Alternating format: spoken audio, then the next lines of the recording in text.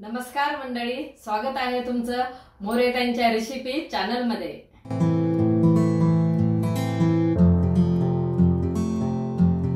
चला तर मग व्हिडिओमध्ये पुढे जाण्याआधी बेल आयकॉन दाबून चॅनलला सबस्क्राइब करा आणि सुरू करा मोरेताईंसोबत आजची ही चवदार रेसिपी बनवायला। मंडळी, आज आपण आषाढ स्पेशल तळण तळणार आहे।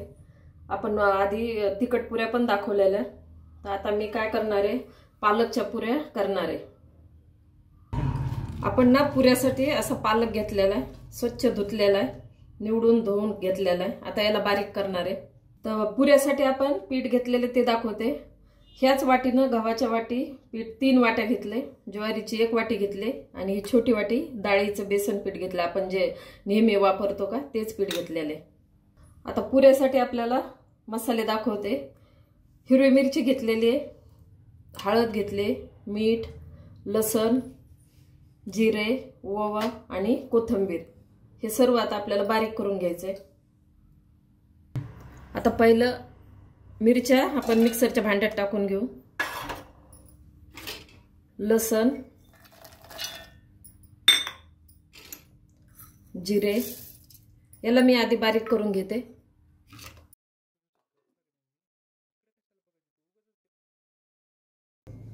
आपण याच्यामध्ये हिरवी मिरची, लसण, जिरे, कोथिंबीर आणि पालक पण मी याच्यातच बारीक करून घेतलाय। आपण आता पीठ भिजवून घेऊ। हे गव्हाचं पीठ, ह्या वाटीनं 3 वाट्या घेतलेलं, हे ज्वारीचं आणि हे डाळीचं पीठ। आता याला आधी एकत्र करून घेते। आता आपण पीठ मिक्स करून घेतलेले, तर याच्यामध्ये आपण हे पालक आणि हिरवी मिरची बारीक केलेलं हे वाटण आधी टाकून देऊ।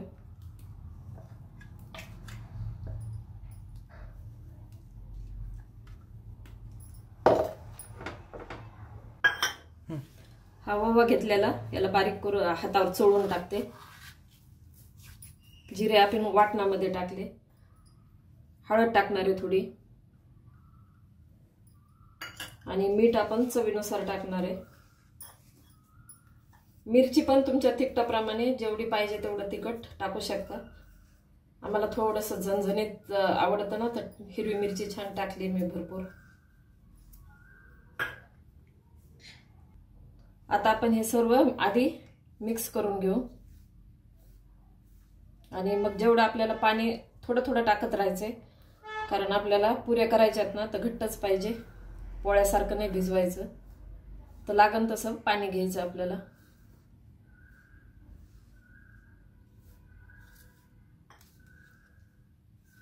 हे सगळं मिक्स करून घेतलेले वाटण आता आपण थोडं थोडं पाणी करून पीठ भिजून घेऊ। ते भांड्यामध्येच मी पाणी घेतले, त्याच्यामुळे हिरवं दिसायले। पालक बारीक केला का त्याच्यामध्येच मी पाणी घेतले। हे असं आपण पीठ भिजून घेतलेले, पातळ नाही आणि जास्त घट्ट नाही, असं हात बोट आपले दबते। तर आणि तुम्ही आषाढ तळलाय का नाही ते पण मला कमेंट मध्ये सांगा। आणि आमच्याकडे ना 3 वेळा तळल्या जातो, पण आता कसं आहे, तळण म्हटलं की तेलकट नको वाटतंय, पण पहिलं माझी आई आजी नेहमी करायच्या ना, तर आषाढात 3 वेळा बरोबर तळण पहिले लोक खात होते आणि तेवढं त्यांचं श्रम पण होतं, त्याच्यामुळं 3 वेळा खातच होते। तुम्ही किती वेळा खाता आणि केलाय का नाही ते पण मला कमेंट मध्ये सांगा। आता आपण याला भिजून देऊ थोडं। आता आपण पुऱ्या करायला सुरुवात करणार आहे। ही अशी एवढी एक लाटी घेतली आहे मी, ही अशी पुरी करून दाखवते। ह्या लाटीची थोडंसं पिठामध्ये घेऊ आपण बुडवून, गरज नाहीये जास्त, आपलं पातळ नाही, पण थोडंसं एकदाच बुडवायचं आणि लाटून घ्यायचे।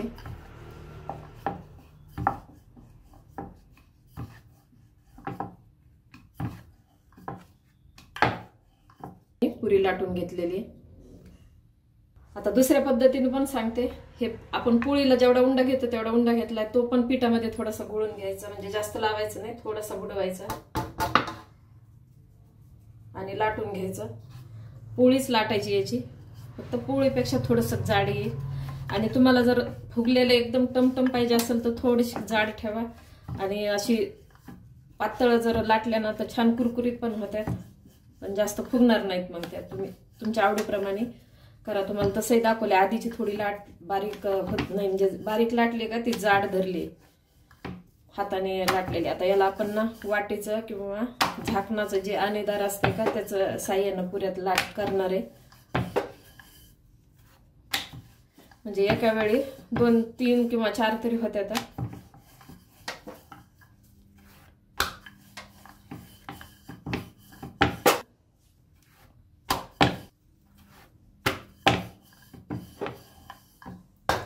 आपण आता एवढी पोळी अशी लाटून घेतली.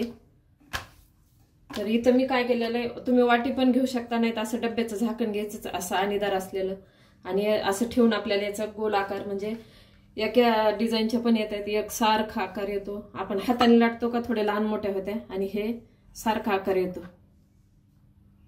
तर आता आपल्या ह्याच्यात 4 होत्या काही की, आणि एका वेळेला 4 तळायला पण सोपे जाते. म्हणून आता अशाच मी सगळ्या लाटून घेते आणि मग आपण तळायला सुरुवात करू. आपण एवढ्या पुऱ्या लाटून घेतलेल्या, हे इतक्या आणि ह्या. आता आपण आधी तळून घेऊ. तेल गरम करायला ठेवलेले. आता तेल गरम झालेले, पुऱ्या आपण सोडून तळून घेऊ. आता जेवढ्या बसतील तेवढ्या, कारण छोटी कढई ठेवलेली, 3 पुऱ्या व्यवस्थित बसतात.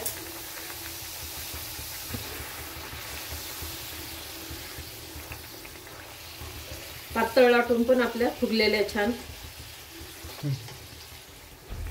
छान कलर आलेला आहे. पातळ लाटलेले पण मस्त फुगलेल्या. आता काढून घेते मस्त तळलेल्या. हे पहा,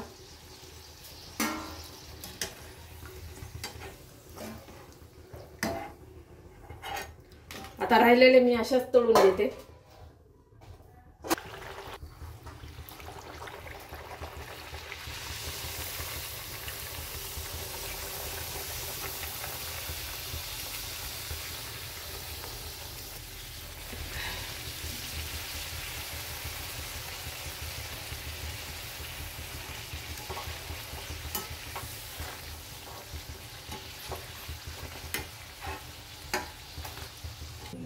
अशा प्रकारे पालक पुरी तयार आहे. एकदा नक्की ट्राय करा आणि कमेंट मध्ये कळवा. तुम्हाला हा व्हिडिओ आवडला असेल तर लाईक करा आणि अशाच प्रकारच्या चवदार आणि चमचमीत रेसिपीसाठी सबस्क्राईब करा आणि कमेंट मध्ये कळवा तुम्हाला कोणत्या रेसिपीज बघायला आवडतील. पुन्हा भेटूया एका नवीन रेसिपीसह एका नवीन व्हिडिओमध्ये. धन्यवाद.